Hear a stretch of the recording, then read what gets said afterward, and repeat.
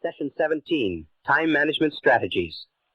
At the beginning of the seminar, we talked about mental laws, and we talked about the law of control.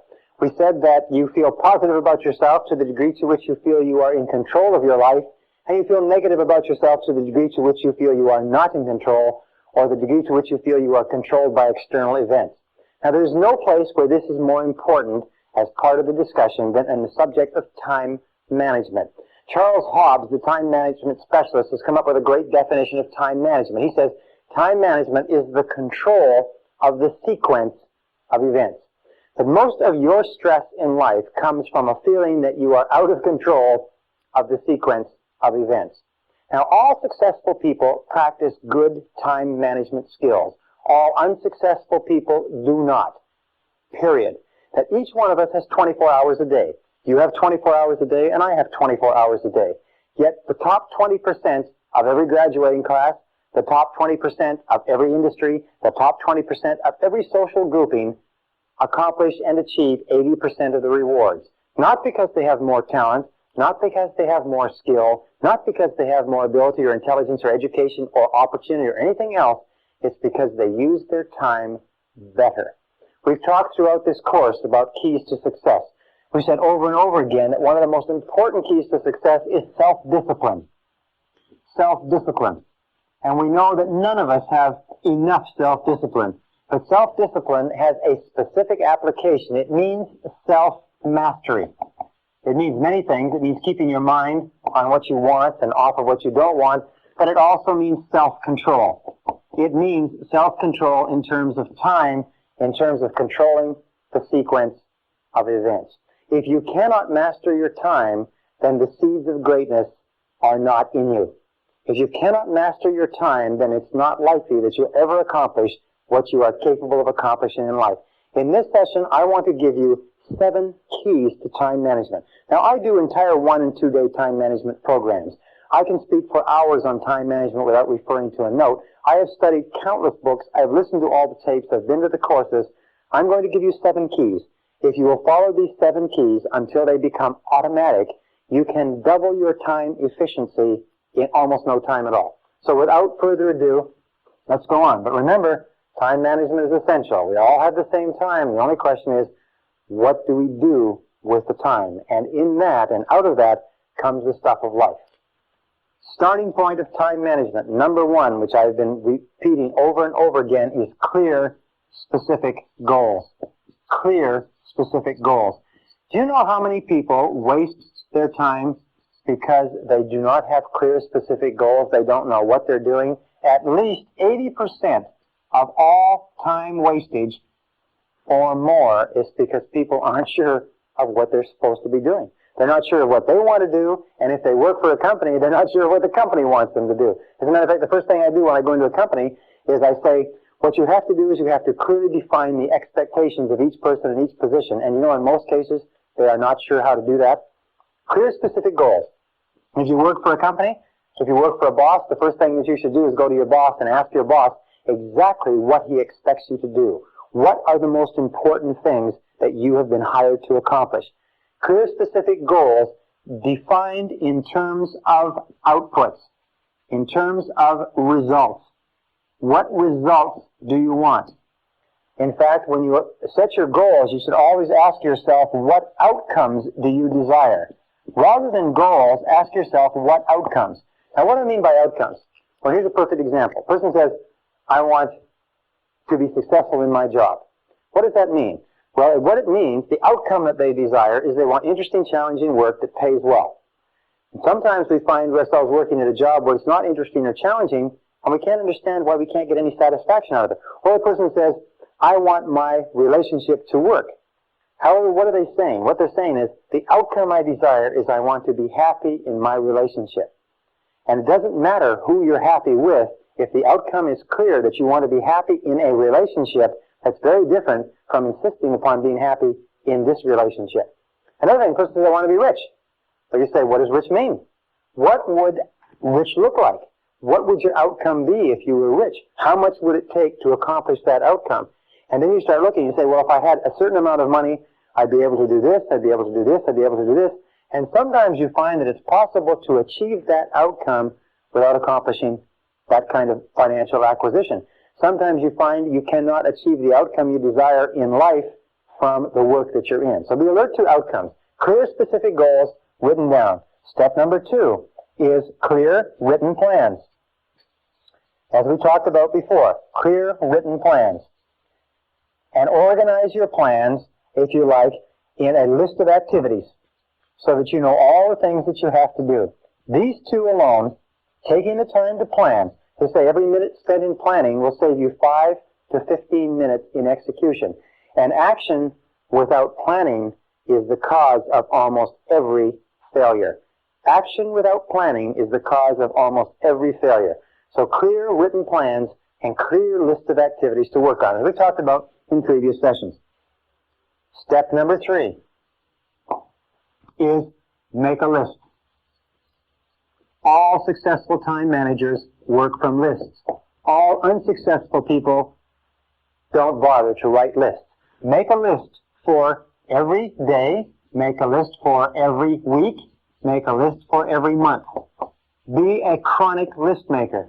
When you have a series of things to do, the first thing you do is grab a piece of paper and write a list. Think on paper. All good time managers think on paper. They make a list of everything that has to be done. They don't try to carry it around in their minds. Consolidate all of your thinking. If you have to accomplish something, write down every single thing that you're going to have to do in order to accomplish it, and then begin working on your list. Call it a to-do list. By the way, the best time to make a daily list is the night before. Because if you make a list the night before, the subconscious goes to work on it while you're asleep. And in the morning, sometimes the subconscious has organized it, processed it, and gives it back to you and solves problems for you while you're asleep. Step number 4, once you've made a list, and this is the key to time management, is set priorities.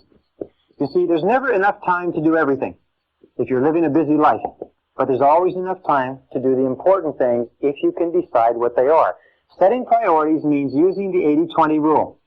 The 80-20 rule says that 80% of the value of what you do comes from 20% of what you do.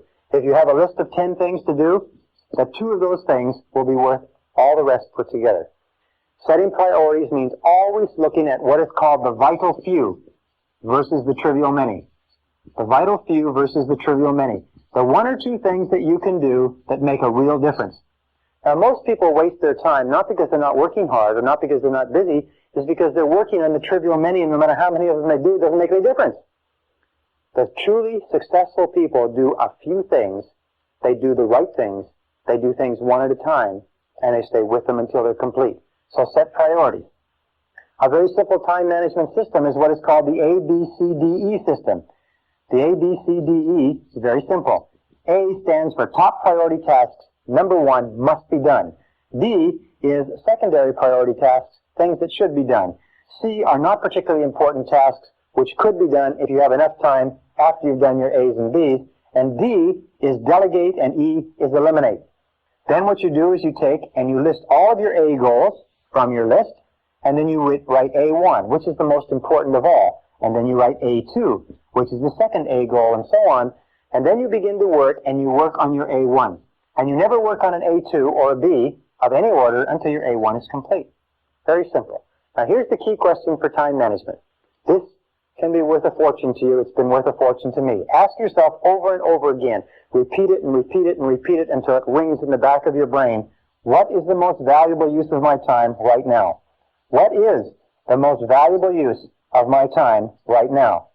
What is the most valuable use of my time right now? Every time before you start any new task, ask yourself this question, and then discipline yourself to do only what is the most valuable use of your time. Remember, Benjamin Franklin had a beautiful line. He said, "Do you value life, then waste not time, for it is the stuff of which life is made."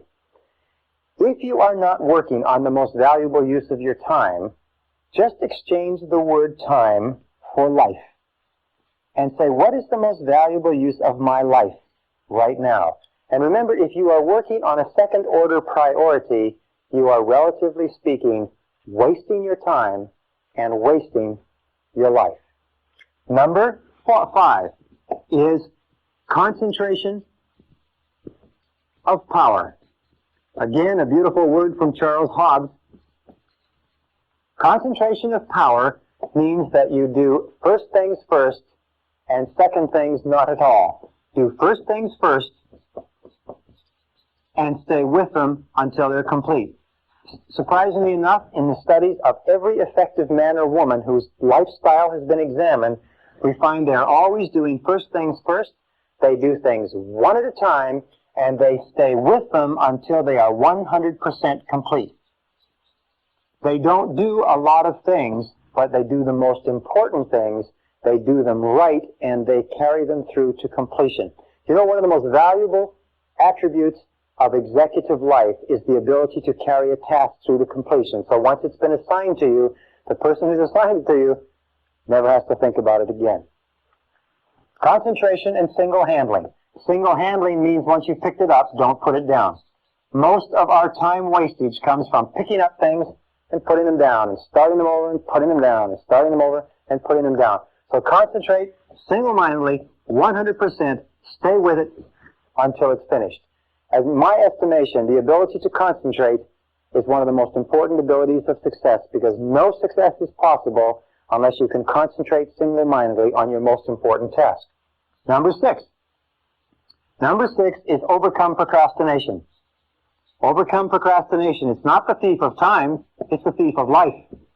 And the way that you overcome procrastination is by using affirmations. And the most powerful affirmation of all is do it now. Do it now. W. Clement Stone built a $1 billion fortune by rehearsing and then getting everybody in his company to say 50 times every morning, do it now, do it now, do it now, do it now, do it now. Drive that, impress that into your mind. When I first learned this simple technique, I used to find myself procrastinating just like we all do. But the more I repeated this, do it now, do it now, do it now, do it now, do it now, do it now, the more you repeat it, the more you find that eventually it works automatically. And it has a tendency to drive you to start a task when your natural tendency is to put it off or procrastinate. The most important quality that you can develop with regard to this is what is called a sense of urgency. A sense of urgency means that you get on with it and you do the job fast. We said earlier that time is your most precious resource. Time is the scarcest and most precious resource of accomplishment in our civilization. And that people who have a sense of urgency are always the most valued people in our society.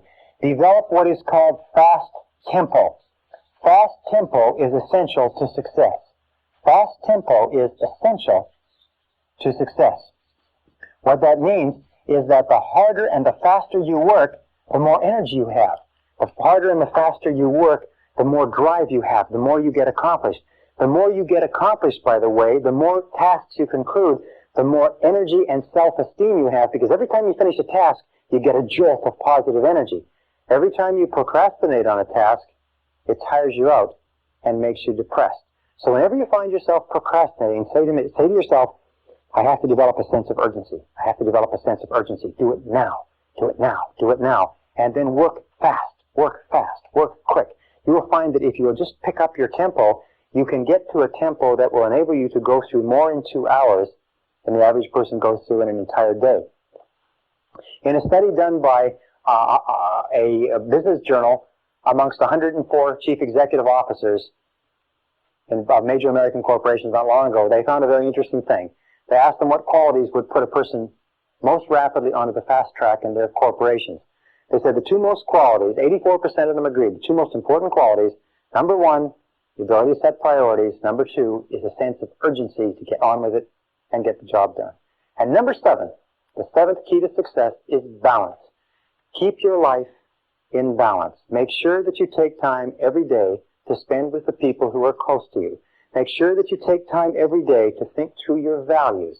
What is it that you really care about? Why are you doing what you're doing? What is it that you believe in that is relevant? And who are the people that you love? Who are the people that you care about and who care about you? Keep your life in balance. Don't let it get all work. Don't let it get all play. Don't let it get all anything. Keep your life in balance. Spend time with the people that you care about. Work hard when you work. Play hard when you play. Manage your time well. Control the sequence of events. And you can become anything that you want to become.